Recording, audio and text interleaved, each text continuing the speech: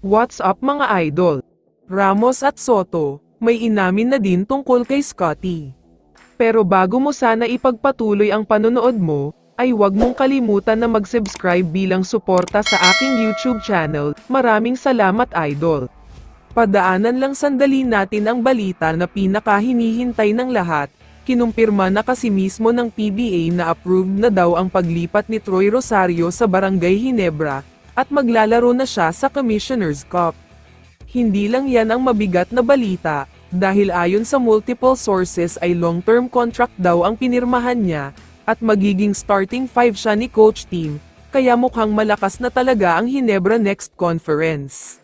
Pero dagdag pa ng mga source, posibleng may isa o dalawang player na bibitawan, hindi pa sinabi kung sino ito, pero malaki daw ang chance na si Isaac Go ito lalo pat halos pareho sila ng style of play ni Troy Rosario.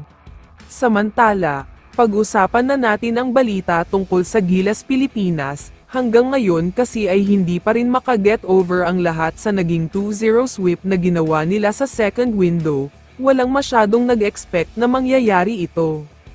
Hindi pa din makaget over ang lahat sa monster performance ni Scottie Thompson lalong-lalo na kontra sa New Zealand, kung saan nag-take over talaga siya sa second quarter at inubos niya mag-isa ang kalamangan ng kalaban.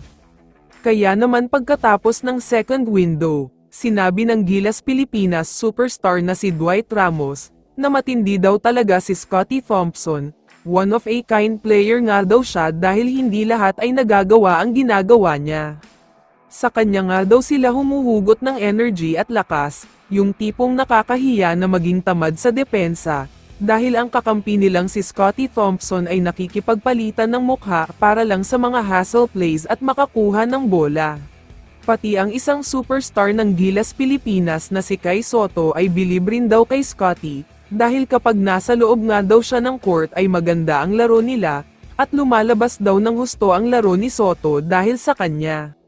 Isa nga daw sa pinakagustong kakampi ni Kai ay si Scottie talaga, yung tipong may connection na daw sila kahit tinginan lang ang ginagawa nila, kaya masaya daw si Soto na naging kakampi niya ang isang Scottie Thompson.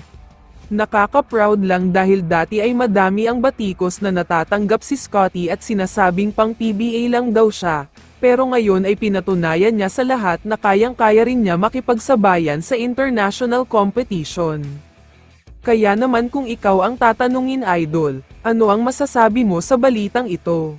I-comment mo naman ang sagot mo sa tanong na ito. So dito na nagtatapos ang video na ito. Maraming salamat sa pagsuporta at panonood mga idol. Ingat at bye-bye.